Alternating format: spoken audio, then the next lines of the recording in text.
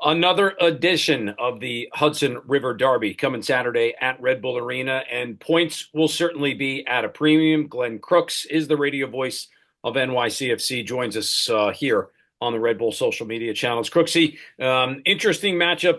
We could say that probably about every time that these teams have played. Use the word Sure. interesting. I would say on some levels, desperate for both teams to try and make sure they get 3 points.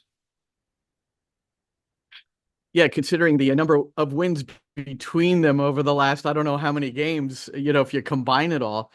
But yeah, I mean, but if we look at both teams, the games that they're coming off of, even though they were draws that were earned late, which sometimes can act as an impetus. And I know the people on the New York City side are hoping that this has the Goody Tararenson effect, and that is the free kick in 2021 in Atlanta, which broke this long streak of just really poor play and results. And then they didn't lose another game and won MLS Cup. So some are hoping that it kind of inspires New York City in that manner, because it's just it's winless in their last nine, one win in 21 games, all competitions. So it's not good. Grabbed a point late against Miami, but going into the game against Red Bull, missing a couple of key guys because of yellow card accumulation. Take me through that a little bit and where those pieces will be felt probably the most. Well, Burke Reese is the normal starter at left central defense, and he and Thiago Martins had formed a pretty good partnership. I'm not going to call them the best center back duo in the league, but you know how important that connection is. And Matt Freese has been very good this year. So that trio in front of the goal has been, for the most part, very good. Risa had an ankle injury. It was a pregame warm-up injury. It was at DC United, and then Strahinja Tanasijevic, a Serbian, who they brought in for just this very reason, to serve as a quality backup. And now that he's out, I don't know Reese's status yet. I won't know that until, well, at least Thursday. Not sure when everybody's going to hear this, but I'll be out at training and have a better idea then. If it's neither one of those two, well, we know Strahinovic is out. If it's Tanasijevic, God, I don't even know the guy's name, and he's on the team that I broadcast for. Sorry about that. I combined the first and last name. You ever do that? Anyway, it could be Justin Hack then that would move into central defense, and he's been there before, so it's not a complete disaster. As far as Sandy Rodriguez, I mean, outside of Matt Freese, Sandy Rodriguez has been the man. He's playing at a DP level. And Maxi Morales now, the 37-year-old, will come in and be more of the that playmaker role. He and Santi are different players. Maxi's more about setting people up in a very number 10 way. So he'll have to have a big game, though, for New York City to be successful, I think. Maxi Morales holds the key. Has it been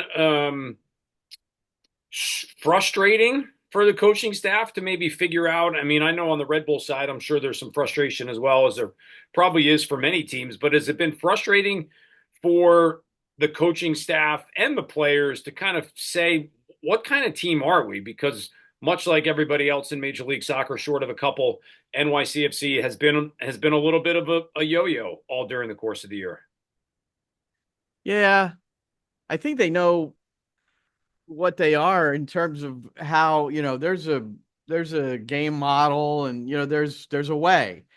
And one of the things that is taken away from that more than anything else is individual errors, and sometimes collective errors, but mostly individual errors. And at the back, if one person is unbalanced, if one person gets beat blindside, if one person doesn't deny service, if one person fails to challenge on the air game in the penalty area, and everything I'm describing has happened multiple times during the course of the year.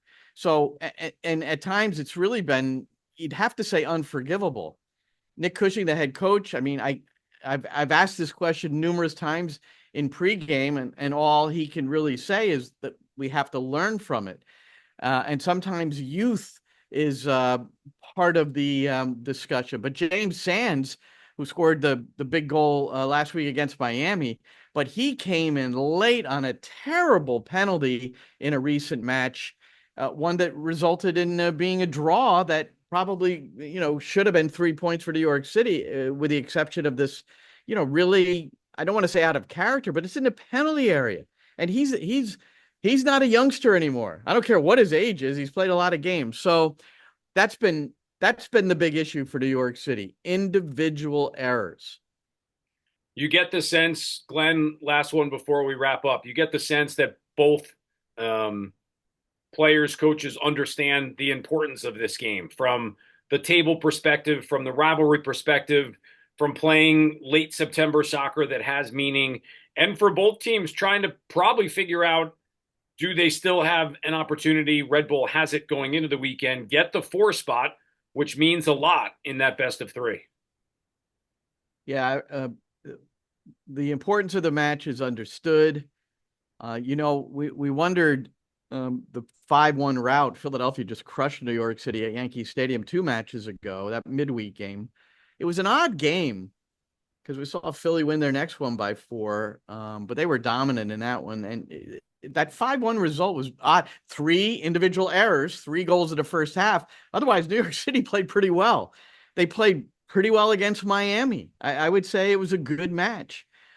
So I think they're feeling pretty good about themselves going into this one, but it's going to be the same old story, how they handle what is sometimes referred to as chaos on the New York City side. And I know on the Red Bull side, it's an organized chaos, but it's high press. It's a lot of energy. And we see that I'm sure that's the disappointed in the last match played because, man, it could have been 3-0 in the opening half in your last match due to the pressure and the constant forays onto goal. And that's what New York City has to avoid opening half, opening 20 minutes. And if they can get past that, I think they've got a chance to get the kind of result they need. But it's the early stages of that game that's going to be really important. And I'm sure the Red Bulls understand it too. And, it's great. These rivalry matches are great. This one, I think this one it has some appeal. This one has some appeal because of the time of year, jockeying for position. Neither team has clinched a playoff spot. Now, it would be a lot of bad things would have to happen for them to fall below the line, but they haven't clinched. So I think there's a lot on the line. Should be fun come Saturday. Look forward to catching up with you in person, buddy. Thanks for coming on, giving us a couple minutes. Thanks, Matt. See you soon.